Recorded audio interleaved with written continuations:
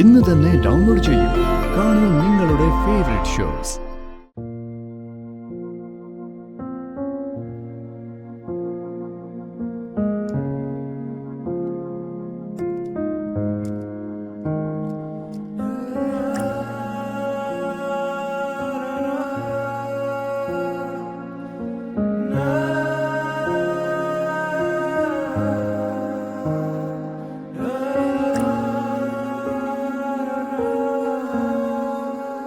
രാത്രി 8 മണിക്ക് മുന്നേ ഭക്ഷണം കഴിക്കണം.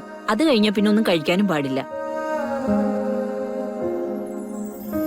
രാവിലെ 8 മണിക്ക് മുന്നേ ഓപ്പറേഷൻ തിയേറ്ററിലേക്ക് കൊണ്ടുപോകും കേട്ടോ. പേടിക്കണ്ട, 3-4 മണിക്കൂർ കഴിയുമ്പം ഓപ്പറേഷൻ തീരും. നന്നായിട്ട് കിടന്ന് ഉറങ്ങിക്കോളൂ.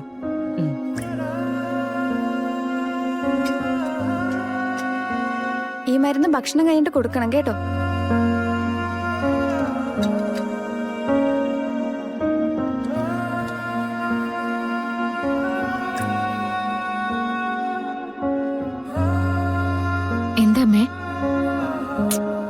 ഒന്നുമില്ല. നാളെ ഓപ്പറേഷൻ കഴിഞ്ഞ് നിന്നെ ഇതുപോലെ കാണാൻ ഞാൻ തിരിച്ചു വന്നില്ലെങ്കിലോ?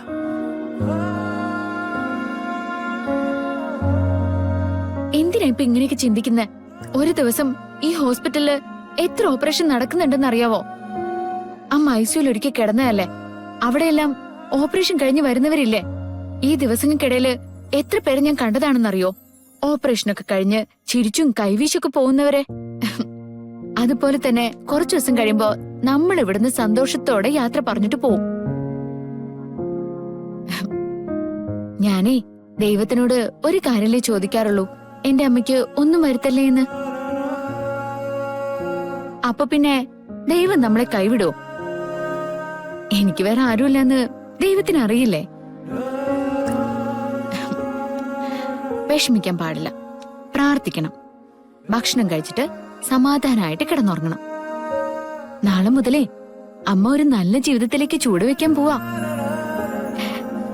നല്ല കുട്ടിയാവില്ലേ അമ്മേ?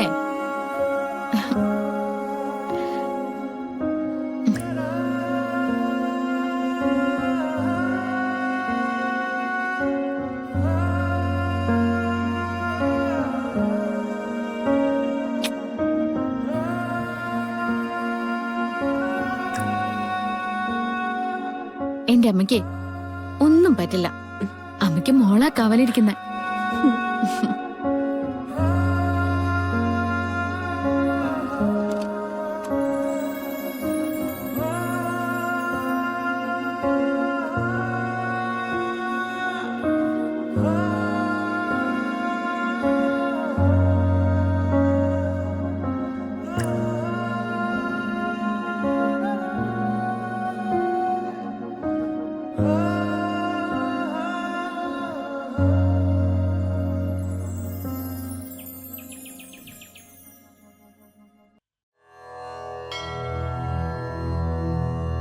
ഈശ്വര, കാത്തിരിപ്പിനൊടുവിൽ കളരിക്കൽ കുടുംബത്തിന്റെ രക്ഷകയെ അങ്ങ് അയച്ചു തന്നു. പക്ഷേ ഇത്രയും വലിയൊരു മായാജാലം ഒരിക്കലും ഞാൻ പ്രതീക്ഷിച്ചില്ല. ഗാതമോളുടെ അതേ രൂപത്തിൽ